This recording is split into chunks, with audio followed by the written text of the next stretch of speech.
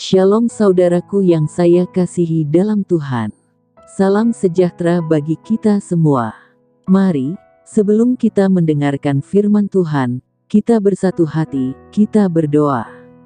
Bapa di surga, Bapa di dalam nama Tuhan Yesus Kristus. Saat ini kembali lagi, kami akan mendengarkan firman Tuhan. Kami siap untuk mendengarkan firman-Mu. Berikanlah kami pengertian untuk setiap firman yang akan kami dengar. Biarlah firman ini boleh menjadi rema dalam kehidupan kami. Dalam nama Tuhan Yesus kami berdoa. Amin.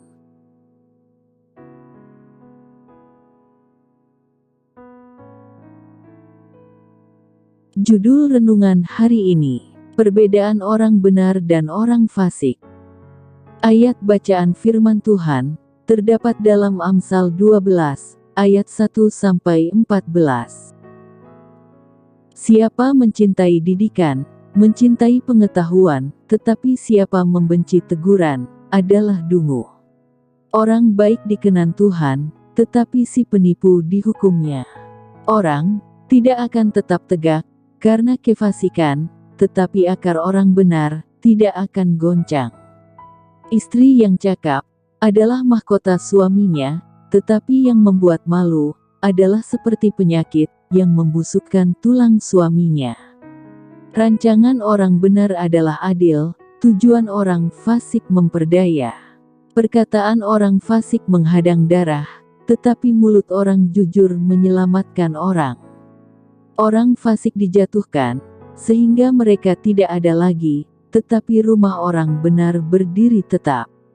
Setiap orang dipuji seimbang dengan akal budinya, tetapi orang yang serong hatinya akan dihina.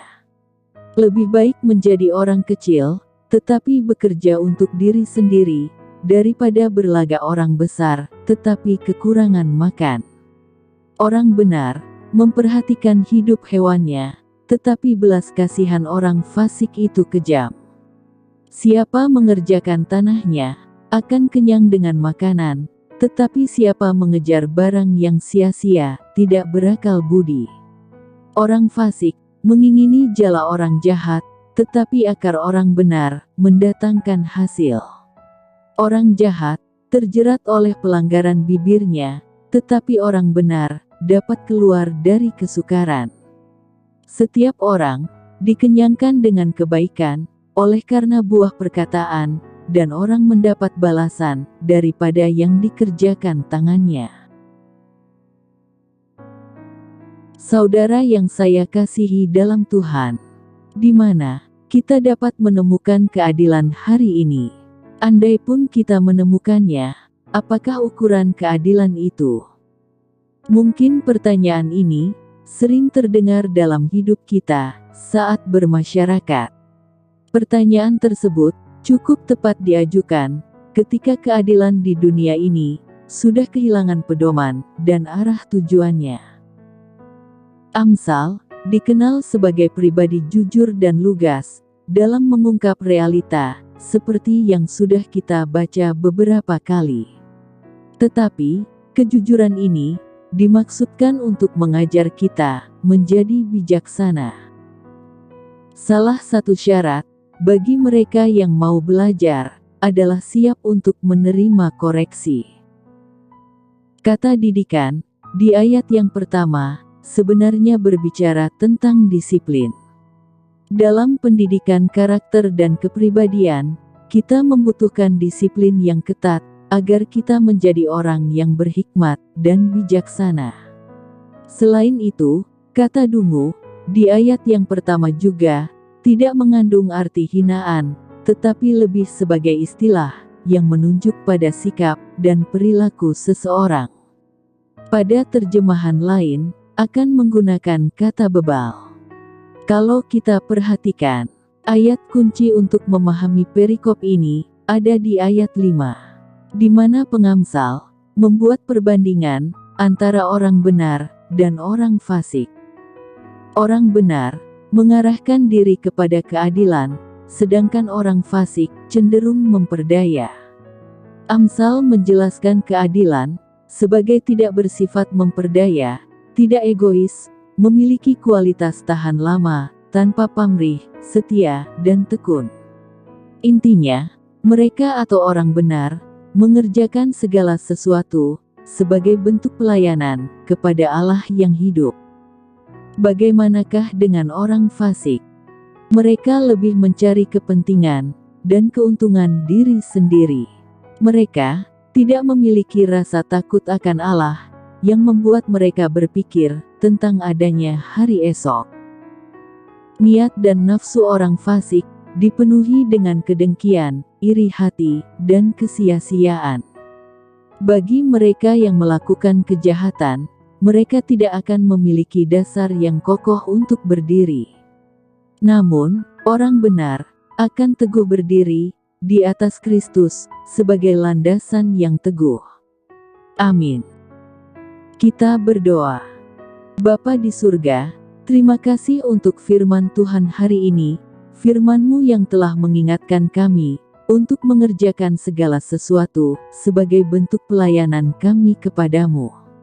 Ya Roh Kudus, mampukan kami untuk dapat hidup berkenan di hadapan-Mu. Terima kasih Tuhan. Saat ini Tuhan, kami mau bersyukur dan berterima kasih buat hari yang baru ini, buat nafas yang masih Engkau berikan bagi kami. Terima kasih buat kasih-Mu, buat kesetiaan-Mu bagi kami. Engkau Bapa kami yang baik, Bapa yang tidak pernah meninggalkan kami. Kami bersyukur mempunyai Allah yang seperti Engkau. Ya Tuhan, berkatilah kami pada hari ini. Berkatilah kami dan keluarga kami. Dalam segala aktivitas kami, pekerjaan kami dan usaha kami. Semuanya kami serahkan ke dalam tangan Tuhan. Kami percaya, Engkau Allah yang akan membuat kami berhasil. Tuntunlah kami ya Tuhan, agar di sepanjang hari ini, kami tidak melakukan hal-hal di luar kehendak-Mu. Roh Kudus, bimbinglah kami, untuk selalu berjalan, di dalam jalan kebenaran-Mu. Ya Tuhan, lindungilah kami dan keluarga kami dari segala kejahatan dan tipu daya iblis. Sehat-sehatkanlah kami Tuhan, agar dengan tubuh kami yang sehat ini, kami dapat memuliakan nama-Mu. Terima kasih Tuhan, kami akan melangkah di hari yang baru ini. Kami percaya, kami melangkah bersama-sama dengan Tuhan. Semoga Tuhan damai sejahtera, Gembala Agung yaitu Yesus Tuhan kita, kiranya memperlengkapi kita dengan segala yang baik, untuk melakukan kehendak-Nya, dan mengajarkan di dalam kita apa yang berkenan kepadanya, oleh Yesus Kristus. Bagi Dialah kemuliaan sampai selama-lamanya. Kiranya Tuhan memberkati engkau, dan melindungi engkau. Tuhan menyinari engkau dengan wajah-Nya, dan memberi engkau kasih karunia. Tuhan menghadapkan wajah-Nya kepadamu, memberi engkau kasih karunia, dan damai sejahtera. Amin. Puji Tuhan, kita sudah berdoa pagi hari ini. Saya percaya, kita sudah diberkati. Sampai berjumpa kembali dalam doa kita nanti. Selamat pagi, selamat beraktivitas. Tuhan Yesus memberkati.